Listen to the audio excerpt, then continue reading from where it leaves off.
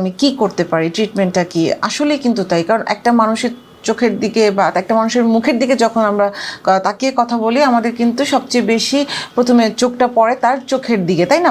So চোখের নিচের অংশটা যদি কালো থাকে কিংবা একটা গর্ত থাকে, সেক্ষেত্রে কিন্তু তার লুকটা একটা লুক চলে আসে, তাই না? দেখতে ভালো লাগে না, অনেক ক্ষেত্রেই ফ্রেশ লুকটা আসে না। সো এটার চোখের নিচের কালো দাগ এবং গর্ত, এর দুটো ট্রিটমেন্ট খুব জরুরি, বিকজ আমাদেরকে কিন্তু সুন্দর দেখতে হবে, নিজেদেরকে সুন্দর ফিল করতে হবে, তাহলেই কিন্তু আপনি কনফিডেন্স ফিল করতে পারবেন। এনিওয়ে, কেন হয় চোখের নিচের এই কালো দাগ সেটা বলে শুরু করব, কি ট্রিটমেন্ট করতে পারি আমরা এটার জন্য। কালো দাগ হওয়ার অনেকগুলো কারণ আছে। এক নম্বর হচ্ছে জেনেটিক। যদি আপনার ফ্যামিলিতে এরকম আপনার বাবা মা বা ভাই বোনদের চোখের নিচে একটা গর্ত থাকে বা কালো দাগ থাকে, সেক্ষেত্রে কিন্তু আমরা জেনেটিক্যালি অনেক ক্ষেত্রেই পরবর্তী জেনারেশনে পেয়ে থাকি। ভেরি কমন থিং, আপনারা নিজে একটু টেস্ট করলে বুঝতে পারবেন। সেটা হচ্ছে আপনার বডির অন্যান্য জায়গার স্কিনের তুলনায় কিন্তু আপনার চোখের নিচের যে অংশটা, যে স্কিনটা, সেটা কিন্তু একটু বেশি পাতলা হয়। সো যখন একটু ড্রাই ওয়েদার আসে, যখন একটু ঠান্ডা পড়ে, তখন কি হয়, এই জায়গাটা, স্কিনটা আরও বেশি পাতলা হয়ে যায়। কারণ এই চোখের নিচে আমাদের ফ্যাট থাকে না স্কিনের নিচে। যখন এটা একটা ড্রাই হয়ে যাচ্ছে, তখনই কিন্তু আমরা জানি ড্রাই স্কিন ইরিটেশন তৈরি করে। সো আমরা অনেকেই চোখটাকে একটু ঘষাঘষি শুরু করি বা চুলকাতে শুরু করি। এতে কি হয়, দুটো জিনিস হয়। একটা হচ্ছে যে চোখের নিচে কোলাজেন ফাইবার এবং ছোটো ছোটো যে ব্লাড ভেসেল থাকে, রক্তনালী, সেগুলো একটু একটু করে ভেঙে যেতে শুরু করে, এবং যে চুলকানিটা হচ্ছে আপনার, সেটা থেকেও কিন্তু একটা ইনফ্লামেশন তৈরি হতে পারে। আলটিমেটলি চোখের নিচে একটা কালো দাগ পড়ে যায়। থার্ড, যেটা আমরা অনেকে কিন্তু ডেইলি বেসিসে দেখা যায় মেকআপ করি।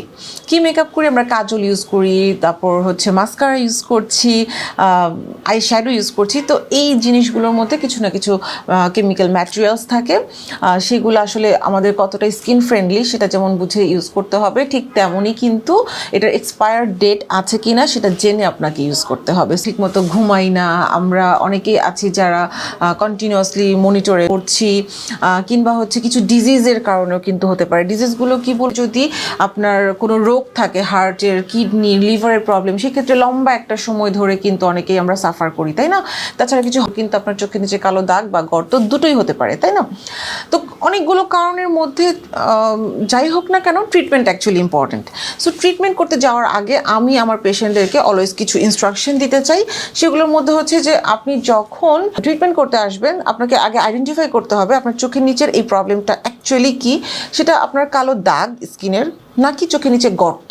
যদি এটা চোখের নিচে গর্ত হয়ে থাকে, চোখের নিচের গর্তটাকে ফিল আপ করে দিয়ে আপনার ফেসে একটা হেলদি লুক নিয়ে আসবে। এবং একটা ভালো মানের ফিলার যদি আপনি ইউজ করেন, মোটামুটি 1.5 থেকে 2 বছর আপনাকে কমপ্লিটলি কোনো কিছু নিয়ে চিন্তা করতে হবে না। আর আরও কিছু জিনিস আমি পেশেন্টদেরকে বলে নিই, যে চোখের নিচে কালো দাগ বা গর্ত যখন আপনারা ট্রিটমেন্ট করতে আসবেন, আমরা যে ক্রিম বা সেরাম বা বিভিন্ন ধরনের ট্রিটমেন্টগুলো দিই, সেই ক্ষেত্রে কিন্তু আপনার 60 to 70%ই আপনার চোখের নিচের এই প্রবলেমগুলো ঠিক হবে। 100% ম্যাক্সিমাম ক্ষেত্রে কিন্তু ঠিক হয় না। এবং আরেকটা জিনিস হচ্ছে, যখন আমাদের কাছে পেশেন্টরা আসে, আমি আগে কোনো ইন্টারনাল ডিজিজ আছে কিনা, তার বডিতে কোনো রোগ আছে কিনা সেটাকে ফাইন্ড আউট করে নিই। কারণ কোনো রোগ যদি ভিতর থেকে থাকে, সেটা ট্রিটমেন্ট আপনি না করে শুধু উপর থেকে আপনি একটা ক্রিম লাগিয়ে যাবেন, একটা প্রসিডিউর করবেন, সেটা কিন্তু আপনাকে কমপ্লিটলি সলিউশন দিবে না। এবং এরপরে আসি ট্রিটমেন্টে। আমি আমার সেন্টারে আসলে একটা পেশেন্টকে দুভাবে ট্রিটমেন্ট করি। একটা হচ্ছে আমার ইন হাউসের কিছু প্রসিডিওর আছে, এবং পেশেন্টকে তার নিজের বাসায় বসে কিছু প্রোডাক্ট ইউজ করতে হবে। এর জন্য ফেসটাকে একটা ক্লিনজার দিয়ে ক্লিন করছেন, এবং এরপরই আপনাকে কিন্তু আন্ডার আই ক্রিম কিংবা আন্ডার আইয়ের আগে এবং সকালে ঘুম থেকে উঠে AM PM রুটিনটা অবশ্যই মেনটেন করতে হবে। মনে রাখতে হবে, এই ধরনের প্রোডাক্টগুলোতে যদি আলফা হাইড্রক্সি অ্যাসিড কিংবা রেটিনল কন্টেনিং কোনো প্রোডাক্ট হয়ে থাকে, সেই ক্ষেত্রে আপনি চোখের নিচে লাগাতে যাওয়ার আগে অবশ্যই আপনি আপনার চিকে কিংবা নেকে লাগিয়ে টেস্ট করে নেবেন। বিকজ এই ধরনের প্রোডাক্টগুলোতে অনেকেরই অনেক অ্যালার্জি থাকে, এবং চোখের নিচের জায়গাটা যেহেতু অনেক বেশি ডেলিকেট, অতএব সচেতন কিন্তু হতে হবে। এই তো ছিল আপনি আপনার বাসায় বসে আপনার কিভাবে কেয়ার করবেন। এবং এরপরে যেটা বলবো সেটা হচ্ছে যে আপনাকে ইন হাউসে কী কী প্রসিডিউর নিতে হবে।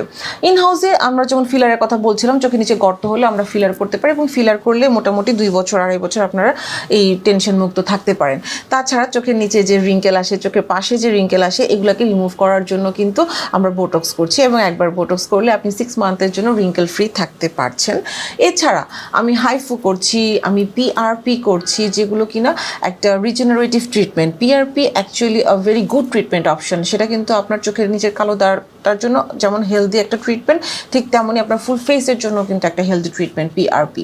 এছাড়াও আমরা বিভিন্ন ধরনের কেমিক্যাল পিল করি। কেমিক্যাল পিলগুলোর মধ্যে আমি ল্যাকটিক পিল বা গ্লাইকোলিক অ্যাসিড পিল বা ম্যান্ডেলিক পিলগুলো করতেই বেশি পছন্দ করি, কিংবা কম্বিনেশন ট্রিটমেন্ট যেটা হয়। কম্বিনেশন ট্রিটমেন্ট মিনস হচ্ছে, আমি বলতে চাবো যে কিছু আপনার পিলিং পাশাপাশি হচ্ছে আপনারা ফিলার, বোটক্স সব কিছু মিলিয়ে যদি ট্রিটমেন্টগুলো করা যায়, সেক্ষেত্রে কিন্তু রেজাল্টটা আরও অনেক ভালো আসে।